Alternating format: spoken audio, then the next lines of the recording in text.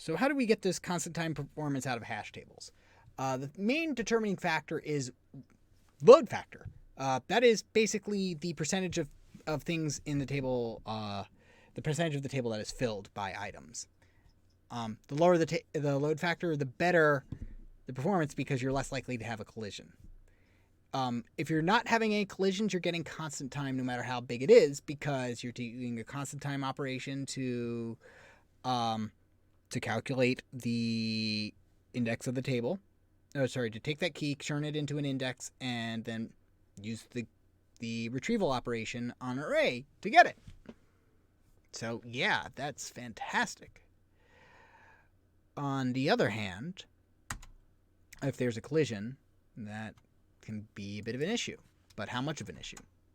Well, we've got this nice handy-dandy formula by Knuth, who is...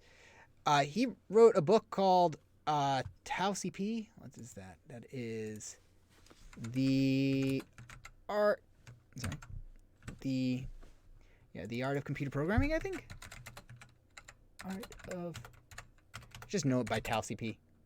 Computer programming. There we go. The art of computer programming. Just drag it over here for a second. It is a comprehensive monograph written by the computer scientist Donald Knuth that covers many types of programming algorithms and their analysis, as it says right there. There's some books in computer science you might, jokingly call the Bible of computer science. This is the Vatican Archives. Nobody reads it, but everybody's glad to have it. And it's still being written. Planned. Notice that. Right, we're still waiting on volume 4. So anyway, smart guy. Very, very, very strong programming background.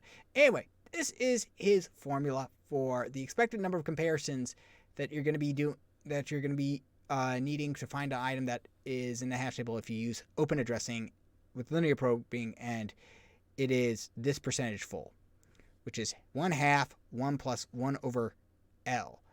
So if this is 50% full, if this is 50% full, this will be 0.5. So 1 minus 0.5. So 1 over 0 over 0.5 is 1 over. That is 1 over 1/2, which becomes 2. So 1 plus 2 becomes 3.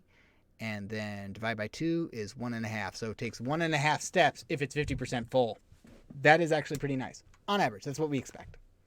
With chaining, it's just simply 1 plus the load factor over 2.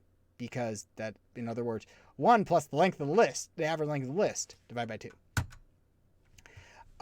These are not really comparable because chaining, an appropriate L is like 3. Because you're also going to be rehashing a whole lot less. But notice that when it's 95% of the way full, it takes 10.5 steps on average. It's the expected time no matter how big the table is. No matter how big it is. If it's 75% full, which is what we're probably going to be doing, 2.5 steps on average. But somewhere between 2 and 3, somewhere between 1 and 2 collisions, in other words. And just compare this to log n. Sorted array 128 requires 7 probes. And that's more than it takes to find anything in a hash table of any size that's 90% full. So, yeah, when you're using more than 128, this is going to be This is going to be faster to find anything. There's nothing quicker. Disadvantage is that basically if you're enforcing a maximum load capacity, this means that 25% of your space is going to be wasted. Right? We're enforcing a load capacity, so this stays at our constant lookup time of 2.5 steps. Making sure we don't cross this line over here. That means that we're wasting 25% of our space. So that is the issue here. Right? So we will be, because we're also going to need references just like we would in a linked list. So yeah, it gets expensive it can be very expensive. We are going to be burning space, even more space when we use chaining, because we're going to be using a linked list, which we also learned burn space for references. So yeah.